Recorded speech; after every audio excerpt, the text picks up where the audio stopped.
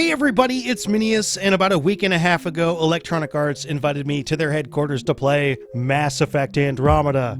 More on that and what this little watermark means and biases at the end of the video, but I was able to play about 18 hours of the game and get a pretty good feel for how things are going to shake out, which I will now bring to you. This video will contain absolutely zero spoilers. It's all about impressions. There's a bunch of footage that I have that I won't be showing yet because it might have some spoilerish stuff, but I've still got quite a lot to talk about. And I was trying to think of the best way of classifying what Mass Effect Andromeda is, and the best way I figured was to have you picture a scenario where Mass Effect never came out. For whatever reason, the original Mass Effect got put on hold, and they're just now getting to it. Because Mass Effect Andromeda is what the original Mass Effect would have been if it were to come out right now in 2017. It's got all of the same elements. An intriguing, mysterious story that needs to be unraveled, an entirely new set of worlds and cultures to explore and learn about, and a bunch of new technology to dive into. This game is the true successor to the original Mass Effect, only with top-notch combat to go along with it.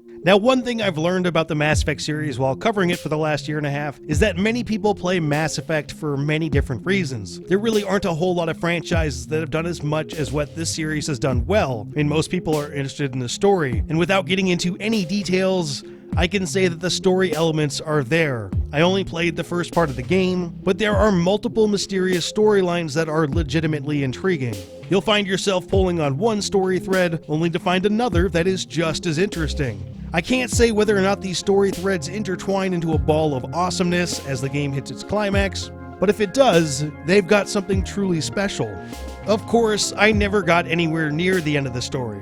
It became apparent pretty early on that this game is massive. It's easily bigger than any other Mass Effect game before, and according to the devs that I talked to, it's the largest game that BioWare has ever made. And I mean that not just in pure explorable size, but in content. I had multiple discussions with the people around me, theorizing how long it might take to complete this game in a satisfactory way, and the answer was easily 100 hours. Quite probably between 150 and 200 hours. You might be able to bum rush the story in about 40 hours or so, but based on how much fun it was to just screw around on the planets, that would be a mistake. After about 18 hours of playing the game, I felt like I had just scratched the surface. Again, I can't tell if this depth holds up all the way through the game, but I can't think of a logical reason why it wouldn't. Now, one fear that many people had is that the open world elements of this game would be too much like Dragon Age Inquisition, which is a vast world filled with fetch quests and ultimately not a whole lot to do. I intentionally set out to complete what looked like the most boring possible tasks to test this out, and the result was somewhat of a mixed bag. There are quests that don't lead to much, but there are also other quests that unexpectedly turn into something really cool. The largest difference between Mass Effect Andromeda and Dragon Age Inquisition, as far as these tasks are concerned, is that it's just flat out fun to go to different camps to take on enemies. Even if the result of completing some of these tasks is pretty much just to satisfy your inner completionist, it's fun to do. And the main reason for that is the game's combat. The combat system goes into this game's size. You've got a very large number of guns, along with 24 different abilities to choose from. I ran the numbers, and that's over 2,000 different combinations of abilities. That's a lot of customization. Mass Effect Andromeda's combat system has a lot of what I look for in a game, specifically the need for creativity and improvisation. There are a whole lot of ways to take on enemies, which pretty much ensures that you can find a playstyle that works for you. But most importantly, the combat is fun. I mean, I'd recommend this game even if it didn't have any story or exploration elements. Obviously, for a Mass Effect game, that would be pretty disappointing, but the combat system by itself is worth the price of admission. The fact that this game has other elements to it just boosts the entire package.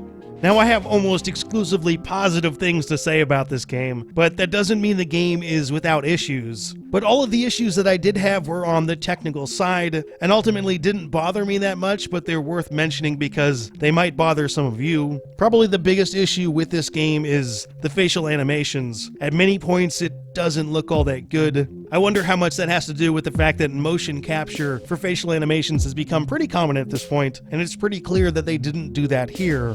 When you get out into the world, things can get a little bit buggy. Sometimes enemies get stuck and don't move, which make them really easy to take out. On one occasion, I had enemies floating in the air, but I didn't come across anything game-breaking during my 18 hours. That wasn't the case for everyone though, but in a game this large, I don't see how you can avoid those things at launch. I mean, the best time to size-wise comparison I could think of for Mass Effect Andromeda was Skyrim, and that game was really buggy at launch. I don't think Andromeda is anywhere near as buggy as Skyrim was, but you are going to run into things that don't work the way they're supposed to.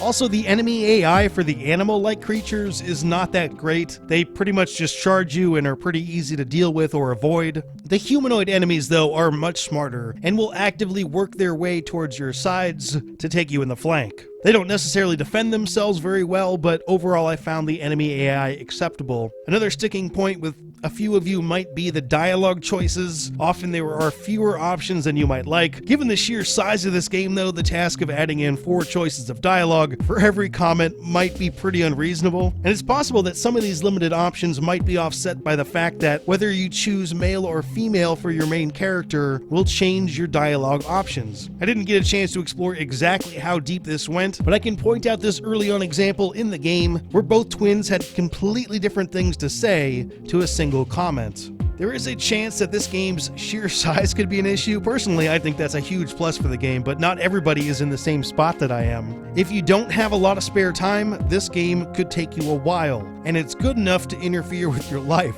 Be sure to manage your time with this game well. It is doable, but I'm sure that more than one of you are going to have issues with that.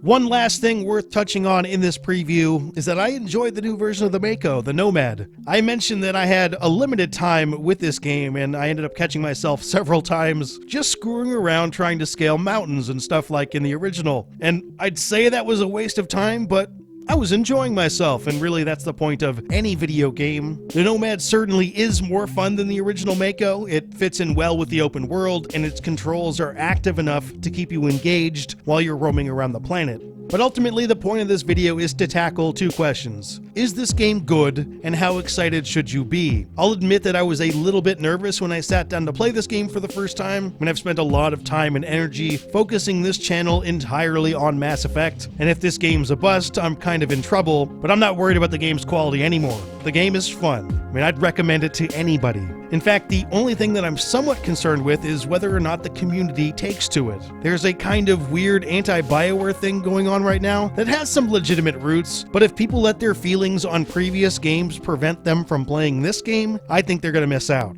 Andromeda isn't flawless, and games usually aren't, but it has so much going for it that its technical issues are completely drowned out by the amount of fun you can have. And obviously, I'm not an unbiased source. I'm taking the time to point this out because, in general, not enough people pay attention to where they're getting their information from. I mean, I have a vested interest in this game succeeding, and certainly would benefit from this game being as large as it could be. But I also have an interest in continuing this channel for a while, and if my opinions on games can't be trusted, then my channel becomes pretty much worthless. And when I say this game is good, I mean it. I've also got this sponsored by EA watermark that I'm re-showing now. This simply means that my playtime for this preview was covered by Electronic Arts. I am under no obligation to do any content about this game at all. I am not being forced to say good things about this game. Everything in this video is my opinion, uninfluenced by anything other than my personal tastes. As is the case with everything, if you have any doubts, you should check out impressions from other sources. Hopefully I'll be able to get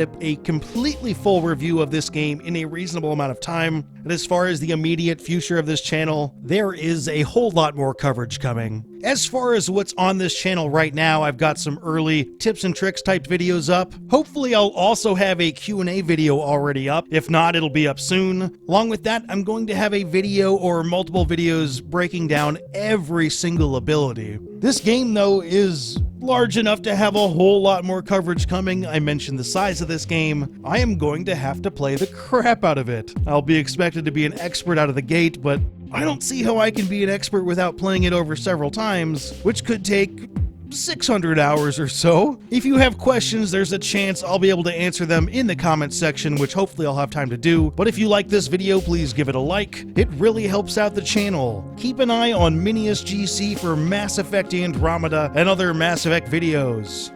But for now, that's all. Thanks for your time.